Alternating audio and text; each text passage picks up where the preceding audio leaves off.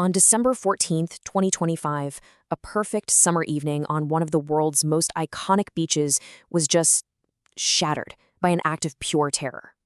So today, we're going to walk through the story of the attack at Bondi Beach, a night of unimaginable horror, but also extraordinary bravery and a nation's shared grief. You know, that one quote from an eyewitness, it just perfectly captures the terrifying confusion of that moment. A sound you'd normally associate with celebration was actually the start of an absolute nightmare, a feeling that hundreds of others were about to share. So, the scene was a public festival called Chanukah by the Sea, celebrating the very first night of Hanukkah. I mean, just picture it. The sun is setting over Bondi Beach, you've got families on picnic blankets, there's music playing, just this joyful feeling in the air as they wait to light the first candle. And this was a huge community gathering. We're talking about almost 1,000 people. Kids, parents, grandparents, all together for what's supposed to be a sacred, happy occasion. It was really a perfect picture of peace and community just moments before it was completely torn apart. And then, just like that, the peace was broken. Suddenly, and with absolutely no warning, that beautiful celebration descended into total chaos. The attack itself unfolded with just terrifying speed. The speed of this is just breathtaking, really. At 6:47 p.m., the first shots ring out from a footbridge overlooking the whole park. In that exact same minute, you can imagine, emergency calls start flooding in. And then, only 10 minutes later, by 6:57, it was over. A lifetime of terror, all compressed into just 600 seconds. And in that short window of time, about 50 shots were fired into the crowd.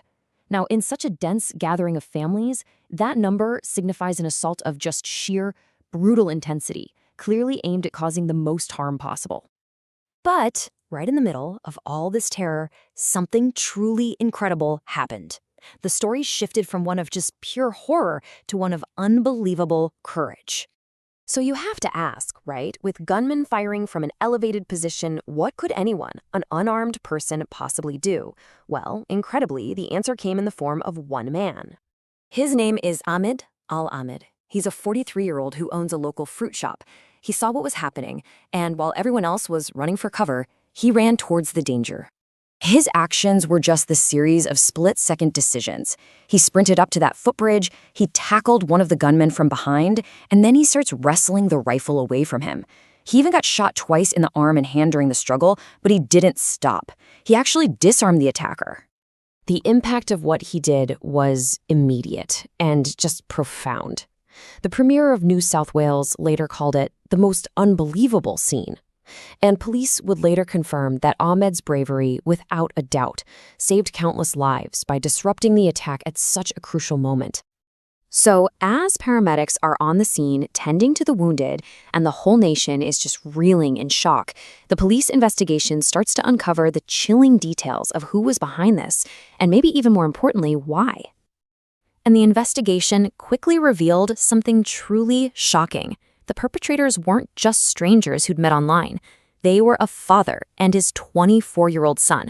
I mean, that detail alone, a family terror duo, sent this wave of disbelief across the entire country. So, investigators determined this was a meticulously planned act of terrorism.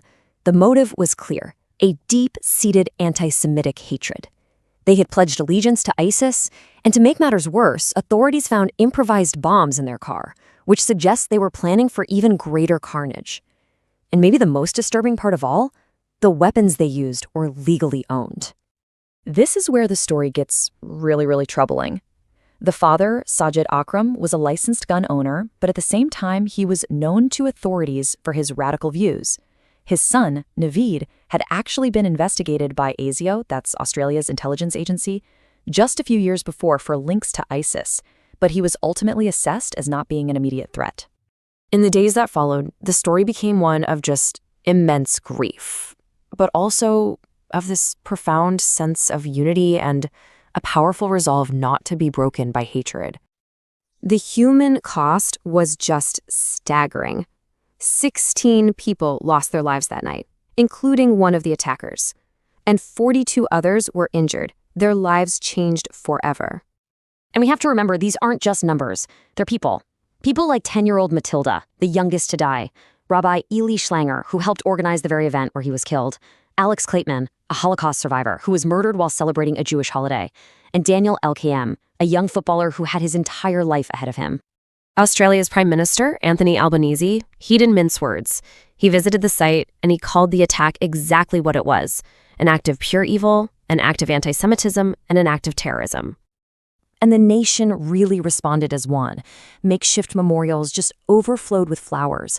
Vigils were held all across the country. And in this really powerful symbol of unity, Australians of all faiths celebrated Ahmed Al-Ahmed, the Muslim hero who risked his own life to save members of the Jewish community. The condemnation was global, and it was unanimous. From King Charles in the UK and President Trump in the US, all the way to leaders in the Middle East, including Lebanon and the Palestinian Authority, the world stood with Australia in denouncing this hatred. The attack, of course, immediately forced a national conversation. How could known radicals legally get their hands on an arsenal of weapons?